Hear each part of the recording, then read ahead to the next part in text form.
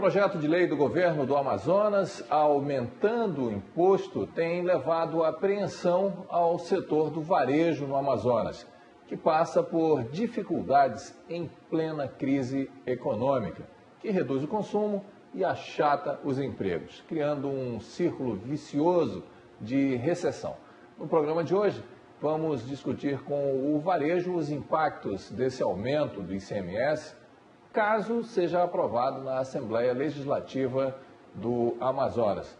A lista dos produtos começa com itens que seriam supérfluos, como bebidas e veículos de luxo, mas incluem no final também os combustíveis e produtos de higiene pessoal, que estão na base do consumo.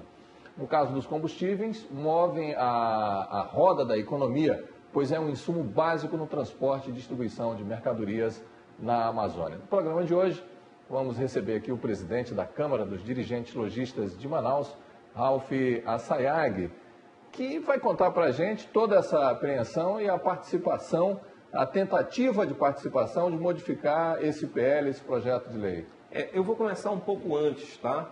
Eu vou dizer que em 2016, agora recente, no segundo semestre, nós tivemos a aprovação da Assembleia Legislativa, a pedido do governo, do aumento da carga tributária de 17% para 18%. Todo mundo pensa, puxa, mas 1%, o que é que vai acontecer? No cálculo final, dá 6% na ponta. Então, o consumidor passou a pagar mais 6%. O cálculo final é uma cascata, né? Porque é o seguinte, quando você passa 1%, dependendo do produto que você coloque, vem os outros impostos, PIS, COFINS, vem tudo dentro. E isso daí o que acontece? Nós vamos ter que pagar, no final, 6%. Quando você tem esse pagamento, nós perdemos o poder aquisitivo de toda uma regra. Tipo o seguinte, para você entender melhor, você é o seguinte, eu ganho R$1.000 e vou ganhar 6% a mais. Então, fica R$1.060. Sim. Nesse caso, você está perdendo os 6%. Então, perde todos nós o poder aquisitivo. Certo. É muito ruim. Junto com isso, nós tivemos agora a desoneração do óleo diesel do transporte urbano. Quem paga a conta do transporte urbano? 70% são as empresas, indústria, comércio e serviço, porque são elas no ir e vir dos seus funcionários. Então, 70% são as empresas que têm que pagar. Somando mais uma pressão em cima dos O que nós achávamos? Que o governo realmente estadual não tem que subsidiar nada. Ok. Naquele momento da época, foi um momento que o governo resolveu dar uma vantagem para que todos pudessem ganhar um pouco mais, e o governo fez o benefício de bancar a parte do ICMS. O certo era, na retirada, também ser feito de uma maneira seguinte: todo ano ou todo mês gradual, vamos tirar 1%, 2%, e esse ano não teria mais nada. Porém, com a crise agravada, o governo estadual tirou de uma vez e o impacto foi logo dentro das empresas. Porém, o impacto dentro das empresas aconteceu um fato. As pessoas resolveram, os empresários resolveram verificar o custo. Algumas com 500 funcionários, com 1.000 funcionários, fizeram o seguinte: quanto aumentou X, quantas pessoas eu vou reduzir do meu quadro? Para poder desonerar o custo, senão ele não aguenta mais, do aumento da passagem de ônibus. E o desemprego desemprego automaticamente é a nossa preocupação. Nós não somos contra o que o governo faz, mas poderia ouvir um pouco mais. Nós achamos que a CDL é uma parceira de qualquer governo. Ela está junto, desenha junto, conversa junto, porém, nós não estamos, às vezes, sendo ouvidos, e aí o impacto sobra exatamente para aquele emprego que nós damos. Okay. Hoje o comércio emprega em torno de 375 mil pessoas de carteira assinada. Esse é dado do CAGED, está lá o número.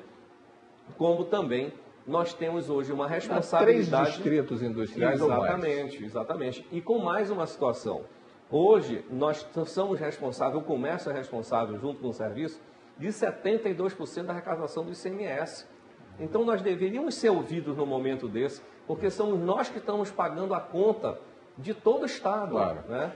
Com relação ao PL, como é que foi feita a negociação com vocês? Aí nós vimos agora. Aí quando chega no momento, depois do problema do combustível, do transporte urbano, que nós estamos pagando essa conta, da noite para o dia, nós não estávamos sabendo, fomos surpreendidos dizendo que teria uma lei federal, que tem a lei federal desde 2010, dizendo que os estados podem aumentar 2% nos produtos que seriam que não seriam essenciais, supérfluos. Okay. Só que o federal deveria ter dito também quais são os itens supérfluos. Pois é. Mas não fez. Era uma lei complementar que não foi feita até hoje. Os estados apanharam, os seus secretários apanharam isso de fazenda e resolveram eles acharem que é supérfluo. Pode ser supérfluo para você e não para mim. Pode ser para o estado, mas não é para a sociedade. E de repente a gente sentiu que o supérfluo era de produtos de primeira necessidade. O exemplo que vem é que quando você vai tributar o combustível como o óleo diesel, aonde toda a logística que nós temos no estado, não só de chegar a mercadoria, como dessa mercadoria ser distribuída num estado continental, tudo é com óleo diesel.